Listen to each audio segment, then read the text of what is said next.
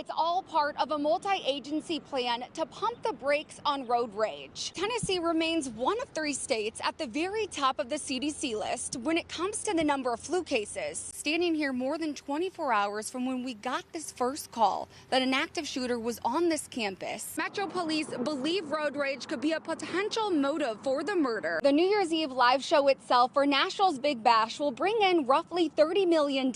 Many that I've talked to say this is exactly what these families need to see, the love and support coming from the community. The National Guard tells us federal and state authorities are investigating the crash. No arrests have been made yet, and no suspects have been identified either. Curbside recycling collection for Davidson County residents will go from once a month to every other week for pickup. Other victims in the so-called redhead murders remain a mystery.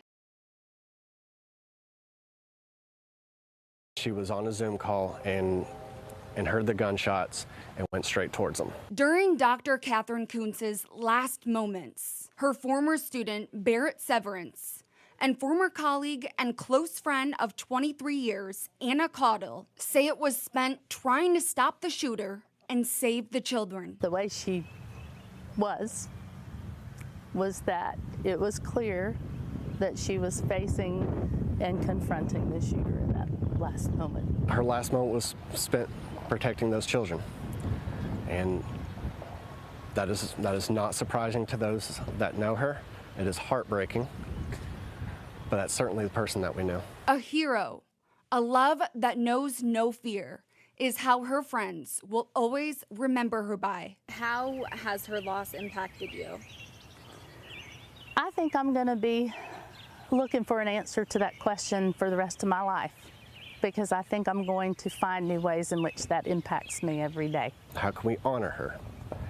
And one of my classmates said it flawlessly, and that it is now our obligation to be somebody's Catherine, to believe in them so much that they have no other option but to believe in themselves. The impact and power of Dr. Kuntz's legacy will be passed on for generations to come. What she has meant to other people, myself and my classmates, it'll be extremely difficult to know that a person with so much left to give and lived in such a vibrant way is now taken from us.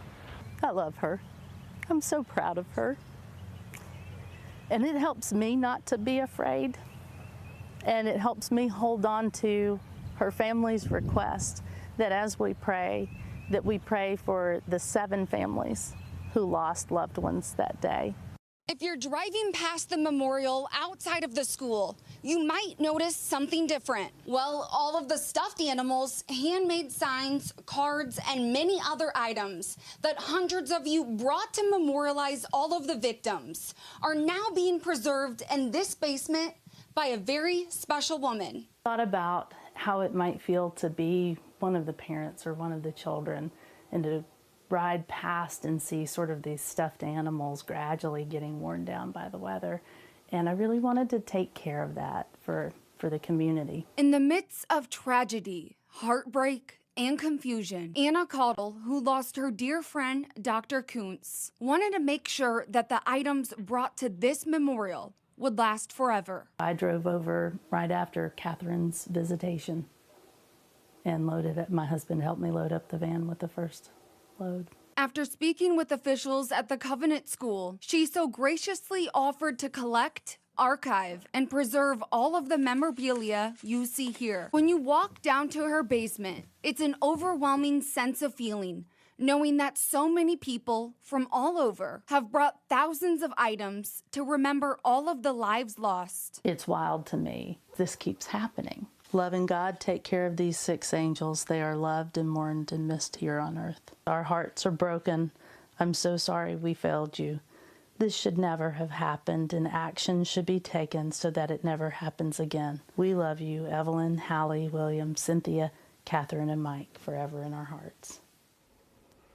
We heard many shots, just like really, really loud. It's very tragic. It really is. The sound of gunshots coming from Covenant School, heard by neighbors blocks away. The first about 8 or 10 shots were very loud. I don't know what, very loud. And then there was some after that, like almost it was a different gun, that weren't as loud. I am so sad for these parents and kids. It's very tragic. It's 2 blocks from our house. Another neighbor who lives right across from the school couldn't believe what she came home to. Knowing that it happened pretty much right outside my front door, the first initial thought is that you hate to hear that this happens anywhere in the world, our country, especially this close to home. The mother-to-be had plans to send her future child to Covenant School one day. If I were to send my children to school when I have them one day, this is the closest one to my house, so it's been on our list, and it's just, again, there's no proper words or sentences to form for the ugliest of situations that can occur in our world like this. And I can't imagine the feeling of the parents who dropped their kids off at school today. Hurting for all of the parents and students for what they went through and are still going through. And to know that I have friends whose children go there, I don't even have a proper sentence to form to take away their pain or their worry. It's just the worst thing in the world. Her message to everyone: just hug your loved ones and keep them close to you, and never be afraid to tell them that you love them one more time or a million times. Hug your loved ones a little bit tighter tonight. In Nashville, Megan Kernan,